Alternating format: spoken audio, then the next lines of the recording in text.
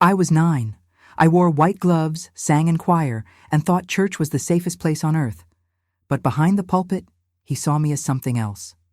I'm Dorothy from Memphis, and for decades I kept his secret so everyone else could keep pretending. My name's Dorothy Mae Holloway. Folks around Memphis used to call me Lil Dot. I'm 74 now, been through too much to count, and survived more than I ever thought I could. I bake pies on Sundays, tend to my garden, and carry stories in my bones that still wake me up at night. This one, this story, it's the one I never thought I'd tell. 'Cause when the hurt comes from a man with a Bible in his hand and a smile on his face, it's not just your heart that breaks. It's your faith, your voice, and the silence that follows you like a shadow.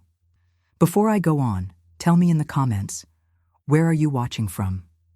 If this story touches something in you, give it a like and subscribe to the channel.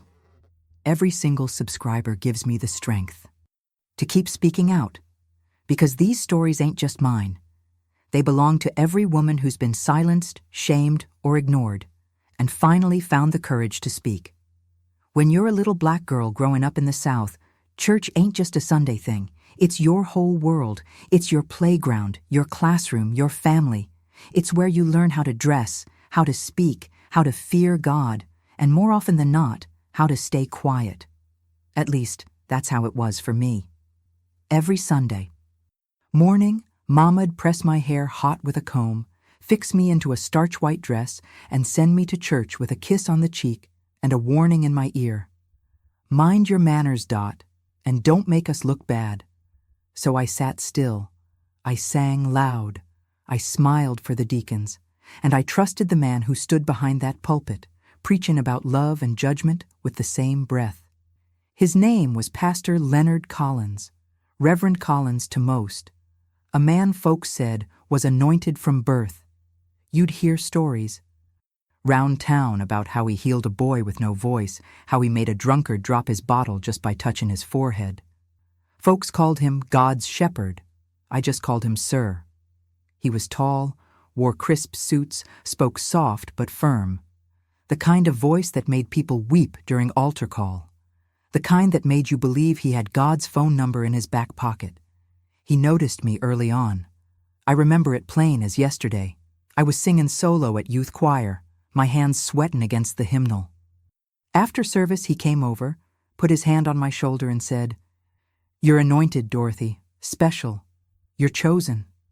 No grown man had ever called me special before, and it felt good, real good. So when he started asking me to help after service, clean up hymnals, wipe the pulpit, sort Sunday school papers, I didn't think twice. I thought I was lucky, thought I was serving the Lord. Until one day he asked me to stay back and help with the prayer room. That room, it was small, tucked behind. The choir stand, no windows, just a cross on the wall, a dusty Bible, and a single wooden chair. He shut the door, locked it, said we were going to pray in private, but that ain't what happened. He placed his hand on my back, then my thigh, whispering words that didn't sound holy anymore. Said I needed to learn how to receive the Lord's favor. Told me to hush, that the Spirit worked in ways children couldn't understand. I froze, not just my body, my thoughts, my voice, everything. He didn't raise his voice, didn't hit me. That might have been easier to fight. What he did was softer, confusing, like love laced with poison. When he was done, he prayed aloud, asked God to protect this precious vessel. Then he gave me a peppermint and said, "Don't tell no one, or you'll break your mama's heart." And I believed him. I carried that secret like a brick in my chest. Thought maybe I had done something wrong. Maybe I misunderstood God. Maybe I was just dirty. And Sunday after Sunday, I'd still smile, still sing, still sit in that pew with my hands folded. Because that's what good girls did. And in that church, being a good girl mattered more than being safe. It took me weeks to say anything. Not 'cause I didn't want to. I did. Lord knows I did. But every time I opened my mouth, the words just fell apart in my throat. How do you tell your own mama that the man she prays with, the man who blessed our food on holidays, hurt you in God's name? Still, I tried. It was after a Wednesday night service. We were sitting on the porch, cicadas screaming in the trees, the air thick with heat. Mama was sipping sweet tea and humming an old Mahalia tune. I kept my voice low. Mama, Pastor Collins did something bad. She turned her head slow, one eyebrow raised. What you talking about, girl? He touched me in the prayer room, said it was part of my blessing. She went quiet, real quiet. Then she sat up straight and said words I'll never forget. You better hush that. Nonsense, Dorothy May. I felt my whole body go cold. But Mama, I'm not lying. He locked the door. Don't you dare speak that evil in my house. You trying to ruin that man? Embarrass this family? She stood up, arms crossed, eyes hard like stone. He's a man of God. And you just a child with too much imagination. I wanted to scream, but I didn't. 'Cause suddenly I knew I wasn't just up against him. I was up against her too. See, in houses like mine, pastors weren't just preachers. They were anchors. They were everything Mama believed kept her going. She trusted him more than her own blood. To question him was to question God. And in her eyes, I was the one bringing sin into our home. I tried once more, whispering like a prayer. Mama, please. He hurt me. She stared at me like I was poison. Then she turned around, went back inside, and locked the screen door behind her. I slept outside that night. Just me, the porch swing, and the ache of knowing I'd never be protected. Under her roof again. After that night on the porch, I stopped trying to tell. I went back to singing, back to smiling, back to being the good girl everyone expected. But I watched more closely, and what I saw, what I hadn't seen before, made my stomach twist even harder. It was the way he talked to the other girls, the way his hand lingered on their shoulders, the way he'd ask them to stay behind after choir, the way they'd come out of that little prayer room quiet, with their heads low and their eyes far away, like they were looking at something only they could see. I saw it in Rose. She was 12, bright as the sun. She used to sing the alto part louder than all of us, until one day she didn't. She stopped singing, stopped speaking really, wouldn't meet anyone's eyes. When I tried to sit next to her at practice, she moved away like she'd been burned. Then there was Lainey. She had braces and a nervous laugh. She was 14, I think, and full of fire. But that fire dimmed. Real fast the moment she started helping Pastor Collins with paperwork on Tuesdays. One time, I walked past the office and heard her crying. Another time, she came to church wearing long sleeves in July. Nobody asked why. That's when it hit me. I wasn't the only one, not by far. But the grown folks in that building, they saw it too. And they didn't just look the other way. They taught us to look the other way too. Don't question the man of God. Some girls are just too fast these days. She's probably exaggerating. We weren't exaggerating. We were breaking. Quietly, one by one. I remember the day Pastor Collins gave a sermon on purity. He stood tall behind the pulpit, voice thundering about girls protecting their bodies, about Satan lurking in the temptations of youth. And as he spoke, his eyes found mine, steady and unshaken, like he was reminding me of my silence. I looked away. I looked at the choir girls beside me. Rose, Lainey, a few others. None of us were singing. That day. Our mouths were still, but our stories were screaming. For a long time, I believed that staying quiet was a kind of strength, like I was carrying some holy burden, like God had picked me to suffer in secret for some bigger purpose. That's what Pastor Collins said anyway. You're a vessel, Dorothy, a special one. God gives his toughest battles to his strongest soldiers. And when no one believed me, not my mama, not the deacon's wife, Not even the school counselor I tried to hint it. I started to believe him. Because when the whole world acts like your pain don't matter, you begin to wonder if it ever did. So I wore my silence like armor. I thought if I could just endure it, keep smiling, keep serving, keep showing up every Sunday like nothing happened, maybe I'd be rewarded, maybe I'd be protected. But silence don't save you. It eats you from the inside out. It started with the bad dreams. Waking up in the middle of the night, heart pounding, breath short. I'd hear footsteps when there weren't any, smell his cologne in empty rooms. Then came the stomach aches, the anxiety, the way I flinched when someone touched my shoulder, even if it was just Mama or my teacher. I stopped looking in mirrors, didn't like the girl I saw there, the one who knew things little girls weren't supposed to know. One Sunday, Pastor Collins called me to the front to pray over me. He placed his hands on my head and said out loud, "Lord, protect this child from the world. Use her as your light." And the congregation said, "Amen." But I remember feeling ice cold, not like a light at all. After church, Miss Thelma, an older sister in the choir, pulled me aside. She looked me up and down real slow. "You all right, baby?" I almost said it. Almost opened my mouth to tell her the truth. But then she added, "You've been spending a lot of time with the pastor. That means God's got his eye on you." So I nodded, smiled, said I was blessed. That word started to feel like a lie I had. To keep telling just to survive.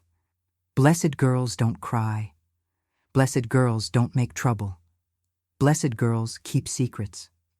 And I wanted to be blessed, even if it meant staying broken. It was the first Sunday of October, the kind of Sunday where the church fans were moving slow and the heat stuck to your skin like syrup. Everyone had their best on, ladies in hats, little boys in bow ties, and the smell of powder and peppermint hanging in the air. I was sitting 2 rows back from the front, hands folded, eyes low like always. Pastor Collins was preaching heavy that day. Topic was obedience. He was pacing the altar, shouting, sweating, wiping his brow with a white cloth while the congregation echoed, "Amen" and "Yes, Lord." Then he paused. He set his Bible down real slow, looked out over the pews, and locked eyes with me. "There's some of y'all here today," he said, voice deep and smooth, "that God's been watching. People who carry weight for the church but don't even know it yet." I froze. Then he said my name. "Dorothy Holloway, stand up." I hesitated, looked at Mama. She gave me a little nudge like, "Get on up, child." So I did. The room got real still. "This young woman," he said, "is a warrior in the making, a chosen vessel. Mark my words. She's gonna lead women one day, help break chains. That kind of spirit don't come cheap." Folks started clapping. Some shouted. I felt the eyes on me like 100 hands pressing into my skin. "She's been through trials y'all don't even know about," he added. My throat tightened. My hands shook, because he knew exactly what trials he meant, and so did I. He wasn't praising me, he was reminding me of our secret, of his control, of how easily he could flip the script and make the villain look like a prophet. After service, 3 women came up and hugged me, said they were proud of me, called me strong, anointed, precious. All I could do was smile through the ache. On the outside, I was the blessed child, the chosen one. Inside, I felt like a ghost. At first I thought I was sick, just a bug, maybe nerves. That's what Mama said when I started missing meals and staying curled up on the couch for hours. Said I needed more rest, more vitamins, more Jesus. But my body knew better. It was like all the silence I'd swallowed over the years was trying to crawl its way out. Through my skin, my stomach, my throat. My insides were screaming, even when my lips stayed shut. I started getting headaches, so strong I'd see stars. Couldn't focus in school, couldn't sleep at night.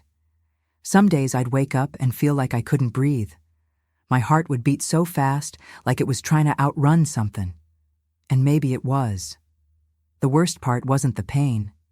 It was the way nobody believed it was real. Teachers said I was distracted. Mama said I was overreacting. Even the doctor said it was growing pains. But I wasn't growing.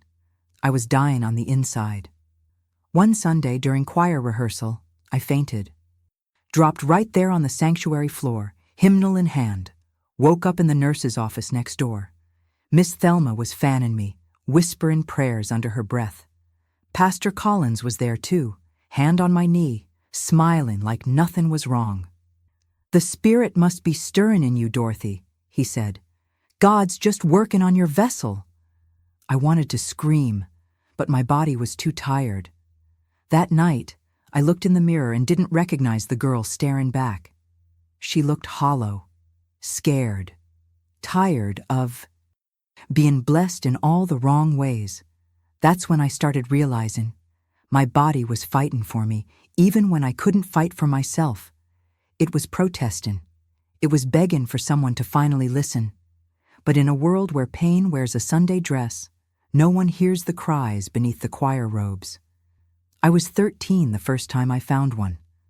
A folded piece of notebook paper, no name, tucked halfway into the crack of my locker door at school. I thought maybe it was a note from a classmate. Maybe a boy, maybe something sweet. But it wasn't. The handwriting was messy, the message short. "He did it to me too." That's all it said. No greeting, no signature, just those 6 words. My hands shook when I read it. My throat dried up like cotton. I looked around the hallway, trying to spot who could have left it, but everyone looked the same. Normal, loud, alive. I was frozen. I didn't show nobody. I folded it back up and kept it in my Bible, between Psalms and Proverbs. Didn't know what else to do with it. The second note came 2 weeks later. He told me I was the only one. I know now that was a lie. That one hit harder. Because I'd believed the same thing. And just like that, I started realizing I wasn't alone. Not even close. Whoever was leaving those letters, she knew. She understood the kind of silence that choked you in your sleep. The way you pretended to smile while your spirit was rotten under the weight of somebody else's sin. The third letter had no words, just a drawing. A little girl in a dress with her mouth stitched shut. That one broke me. I cried that whole night. Not loud, not messy, just quiet sobs into my pillow, the kind that leave you empty the next morning. I started wondering, how many of us were there? How many little black girls in that church, in that town, had been told to be still and pray while someone holy took what didn't belong to him? We were a congregation of broken voices, and now, some of them were whispering back. It was supposed to be a day of joy.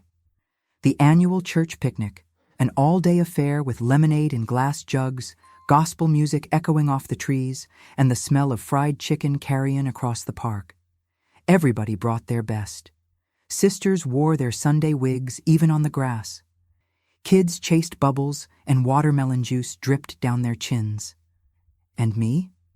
I wore yellow that day. A soft, innocent yellow Mama picked out, saying it made me look pure and bright. But I didn't feel pure. Not since that first time. Pastor Collins was there, of course, always in the center, shaking hands, blessing babies, laughing too loud, pretending the devil ain't never slept in his skin. I tried to stay away from him, stayed near the elders, near the food, near the noise. But predators, they know how to wait.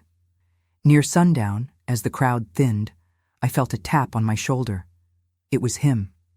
"Dorothy," he said, smiling like a friend, "come help me carry some supplies to the van." My chest tightened. My feet wanted to move. But my voice got stuck. I froze again, like always. Before I could respond, someone stepped between us. It was Miss Thelma. She looked right at him, then back at me. "She's helping me, Pastor," she said, plain and firm. "I need her to carry something for me." He paused, blinked. "Oh, all right then, Sister Thelma. The Lord's work don't wait. He walked off, still smiling. But it didn't reach his eyes. When he was out of earshot, Miss Thelma leaned close and whispered, "I seen him. I seen what he do." My heart nearly stopped. "You don't have to say nothing yet," she continued. "But just know, I believe you." It was the first time someone had said that. The very first. The sky started turning pink above us, but I couldn't take my eyes off her. Her voice wasn't loud. She didn't shout or cry or gasp. She just stood there, like a door God cracked open just wide enough for hope to slip in. That picnic was supposed to be a celebration. And it was, in a way. Because that day, I realized the silence was starting to crack, not just in me, but in others too. The cover was wearing thin, and truth was ready to stretch its wings. It was a rainy Sunday afternoon, the kind where the sanctuary lights flickered and the hymn books smelled like damp paper. Service had just ended, and most folks were crowding near the front doors, waiting for the storm to let up. I had stayed back in the hallway near the Sunday school rooms, looking for my sweater, that old green one Mama made me wear no matter how warm it was inside. That's when I heard it. Not loud, just a soft whimper. A sound like someone trying real hard not to be heard. It was coming from the supply closet next to the second grade room. I opened the door slow. Inside, sitting on the floor between mop buckets and dusty chairs, was a little girl, no more than 10. Her knees were pulled to her chest, her face buried in her arms. She was wearing a choir robe that looked 2 sizes too big. Her name was Lynette. I'd seen her before, always quiet, always last to leave choir practice. She looked up at me with eyes that didn't match her age, eyes too tired, too knowing. "Lynette," I whispered, "what happened?" She shook her head, but tears were already streaming. I sat down next to her, careful, slow. "Did someone hurt you?" She bit her lip, then nodded. My throat closed up. "Was it?" She didn't let me finish. "He said God would be mad if I told." And just like that, I was 9 again, back in the prayer room, back with the peppermint, back with the hands that called themselves holy. I didn't cry, not then. I just reached for her hand. "Lynette, he said the same thing to me." She looked at me shocked, like she thought she was the only one, like hearing someone else say it made her pain real. We sat there together for a while, no words, just breathing the same heavy air, sharing the same ache. That day I realized silence passes down like a curse, but so does truth. And now there were 2 of us holding it. And I knew. The walls were starting to shake. The words had been stuck in my throat for years. They clung to my bones, sat heavy on my chest, filled every room I walked into. I could feel them pressing against my ribs at night, banging like a storm, begging to be let out. But speaking them? That felt impossible. So I wrote them. I don't know what made me do it that day. Maybe it was Lynette's tears. Maybe it was the letter I found in my locker. Maybe it was something bigger, finally stirring. Inside me.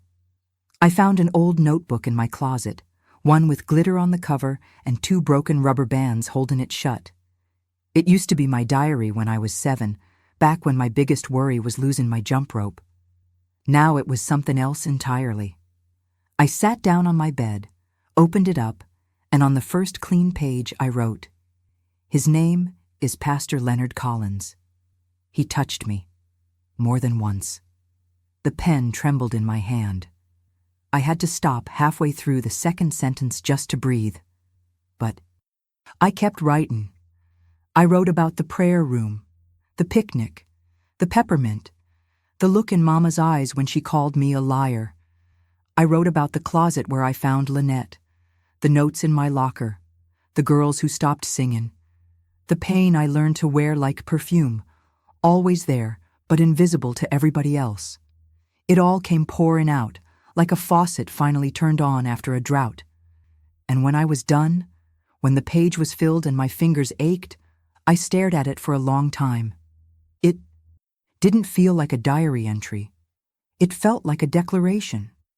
I folded the page once, then again, and slid it into the pocket of my Sunday dress.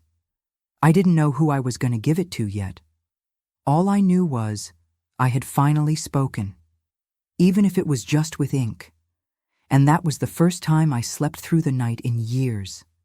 I had meant to give it to Miss Thelma. She was the only adult I trusted, the only one who had ever looked me in the eyes and said, "I believe you." But Sunday morning came, and my nerves got the better of me. I tucked the folded letter deep inside my hymnal instead, told myself I'd wait for the right moment. Only, I didn't realize Mama had borrowed that same hymnal when she couldn't find hers. She found the letter before I could say a word. I came home from church and found her sitting at the kitchen table, holding it like it was soaked in poison. Her eyes were red, but not from crying. From rage. "What is this?" she asked, voice tight like wire. "It's the truth," I said, barely above a whisper. She slammed her hand on the table so hard the salt shaker jumped. "You wrote this filth? After all I told you? After what that man's done for us?" "He hurt me, Mama," I said. "He hurt other girls too." "No, Dorothy, you don't get to smear a man of God with this nonsense." That word, nonsense, cut deeper than anything Pastor Collins had ever said. She stood up, waved the letter in my face like a threat.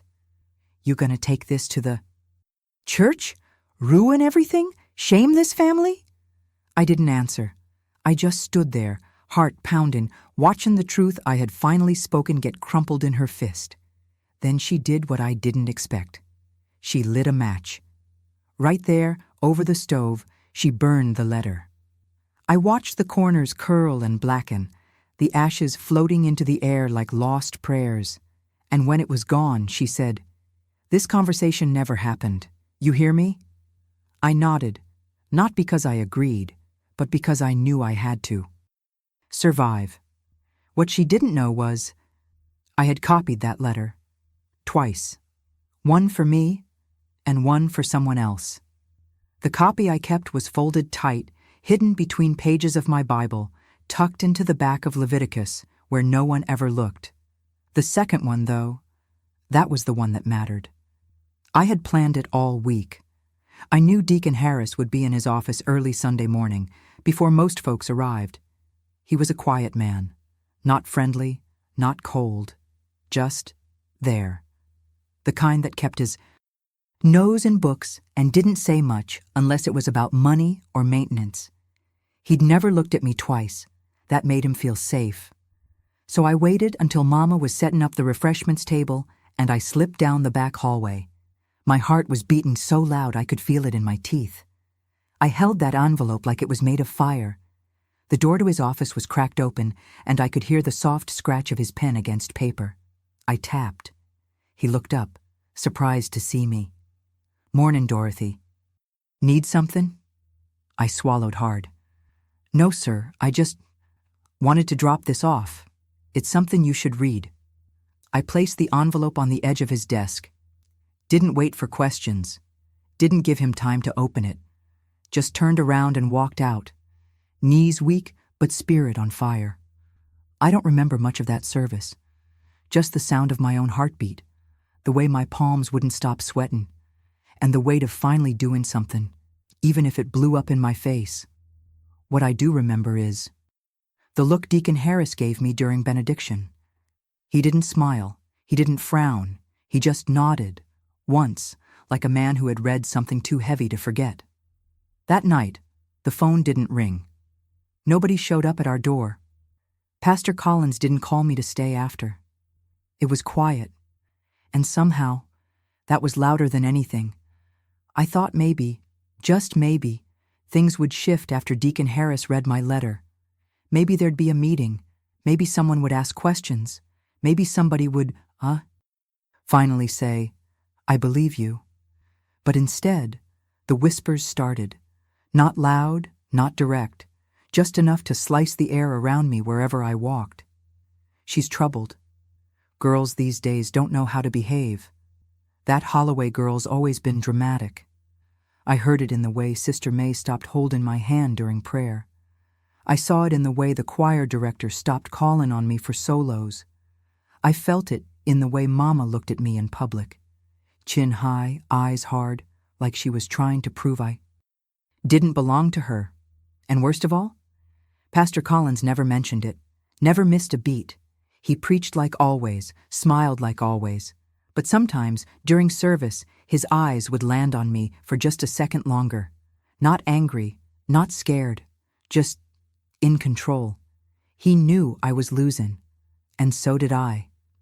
A week later, I came to church and found that my name had been taken off the youth board. My seat in choir? Gone. Nobody said it out loud, but the message was clear. You're not one of us anymore. And still, I showed up, because part of me wanted to believe someone would speak up, that someone would say, "This child don't lie." But silence is a disease that spreads faster than truth. One day Sister Thelma pulled me aside. "You did the right thing," she said, "but right don't always come with applause." I nodded, tears burning behind my eyes. "So what now?" I asked. She looked at me, voice low but steady. "Now? You hold your truth. Don't let it go. Even if the whole church tries to bury it, you don't bury yourself with it." And from that moment on, I knew. They might have closed the church doors on me, but they didn't get to close my mouth. I left that church not long after the whispers turned to silence. Not with a bang, just a quiet goodbye.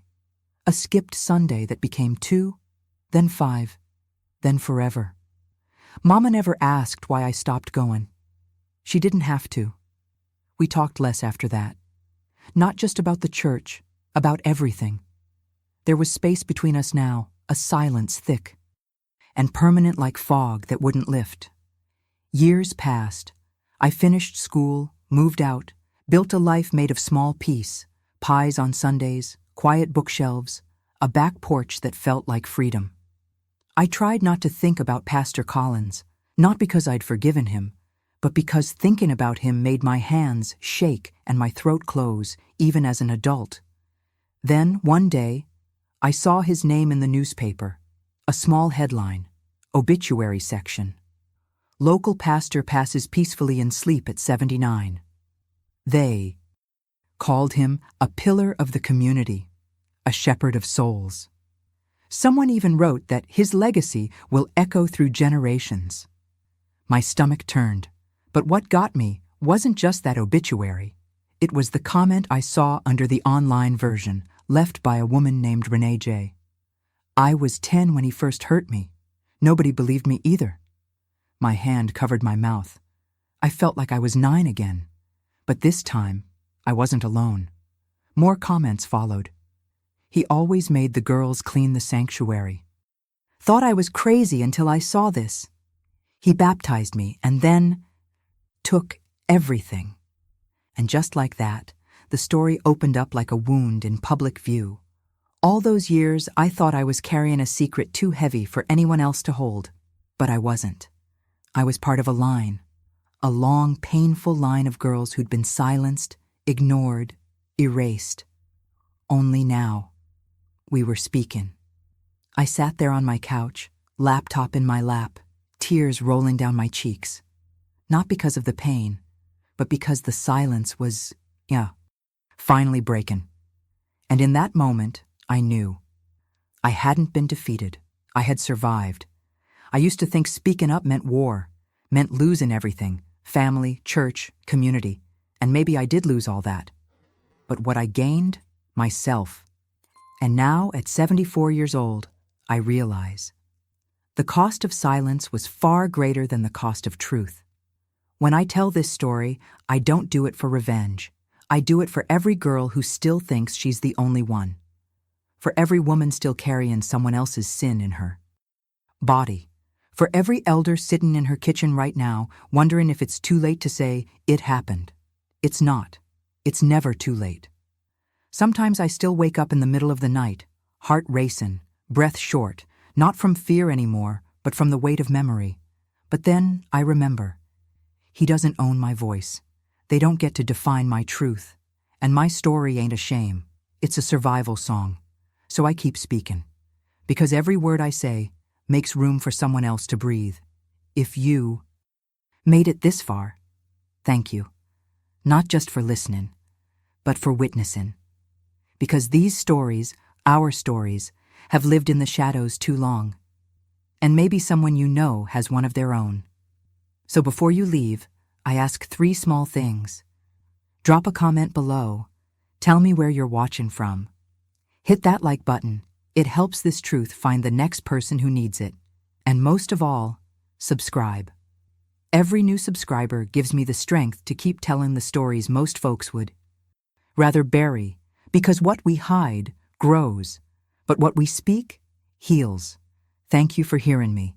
Thank you for believing her. We'll be back next week with another voice that refused to stay silent.